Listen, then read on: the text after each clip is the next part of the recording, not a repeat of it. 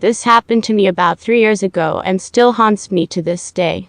For a short while after graduating high school, I moved in with my aunt who lives about 30 minutes outside Grand Rapids in a small quiet suburb.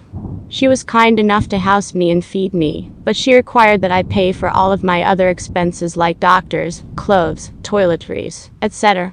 In order to pay for these things, I decided to get a job as a pizza delivery boy at the local pizza shop. For about 2 months the job went smoothly with me making enough money to pay for all of my expenses, plus extra to mess around with. It was a Friday evening in late September when I arrived at the pizza shop to clock in. I'm from New Jersey, so it would normally still be warm out this time of year, and I remember being a little annoyed that I had to stop wearing shorts and start wearing a sweatshirt out. After making 2 deliveries relatively close by, we got a call for a delivery that was in the neighboring town about 25 minutes out. The suburb I was staying in was the last suburb of Grand Rapids, and this neighboring town was very rural, with houses spread far apart, and lots of farmland in between. This annoyed me because the roads were always dark with barely any street lights out there, and it would be almost an hour round trip for a small order. Anyways, I got the pizza order and started on my way out. About a half an hour later I arrived to this relatively large house on a side road with no other houses on it. I get out of the car noticing I'm surrounded by wheat fields for as far as I could see. This street had no street light, and the only light I could see was the porch light of the house. I went up to the door and rang the doorbell, waiting about 5 minutes with no answer, so I decided to ring it again. After the second ring, I could hear what sounded like to be an elderly lady call out to me asking me to wait a minute. After waiting for what seemed to be another 5 minutes, an old, short, white-haired lady opened the door and greeted me with a big smile. After handing her the pizza, she invited me to come in and wait while she gets her wallet, so that I wouldn't have to wait in the cold. I politely declined as I knew in the back of my head that it's never a smart thing to do. She seemed shocked to hear this and asked once again. After saying no a second time, she started to look a little annoyed, asking me in one more time. At this point I started thinking to myself that she probably could have gotten the money in the time she's wasting just standing here asking me to come in. After declining a third time, she turned around and placed the pizza on a small table in the walkway, then turned to look at me again, asking for a fourth time to come in.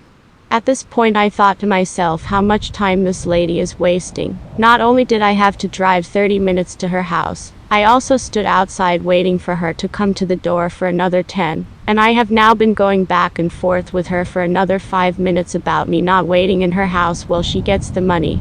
After all this I would have to drive another half an hour back to the pizza shop, and all this time, I thought to myself about an hour and a half in total for a $5 tip was so not worth it.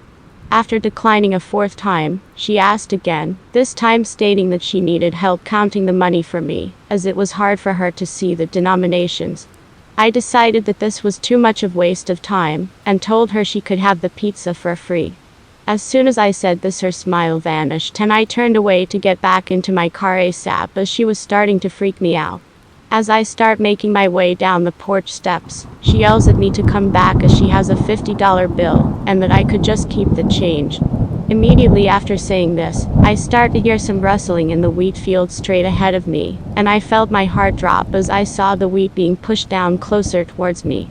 At this moment I knew there was someone in the wheat field, and I ran across the street to my car, getting in and locking the doors instantly, starting the car and getting ready to floor it.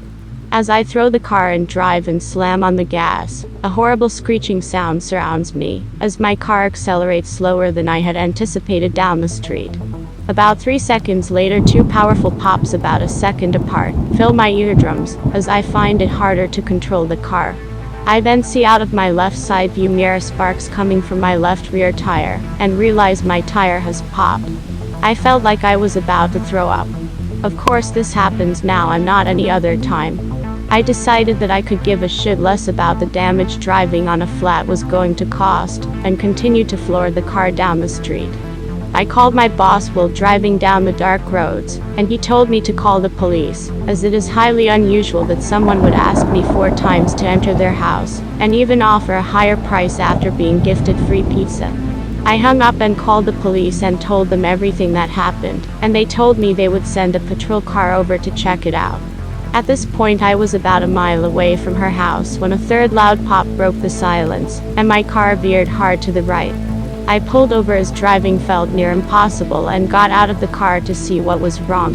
Both my rear tires and my front right tire had all been blown out, and at this moment I knew I wasn't going anywhere. I called the police and asked if they could send another patrol car to my location, so that I could be picked up and dropped back off at this pizza shop, where I could then make plans for a tow company to get my car. For about 10 minutes I sat on the side of a pitch-black road, with no houses in sight, still shaken up about what had just happened at the house. I replayed the events over and over in my head, and the image of the wheat moving and the sound of something approaching made me sick to my stomach. I wanted to get out of there and just go home and lock all the doors. I then see the police headlights pull up behind me, and I immediately get out to thank him. The policeman gets out too, and says he would like me to give a statement about what happened at the house, while his partner is there checking it out. While giving my statement I mentioned that 3 tires blew out, and how unlucky I was for that to happen at this time. Immediately he gave me a troubled look, pointing out how rare it was for 1 tire to blow out, let alone 3. He started looking at all my tires and then noticed that in my front driver's side tire, there was an obvious slash from what seemed to be a knife.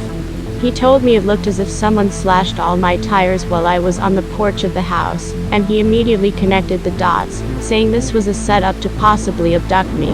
He told me that he thinks the plan was that the old woman would lure me into the house where another person would then restrain me.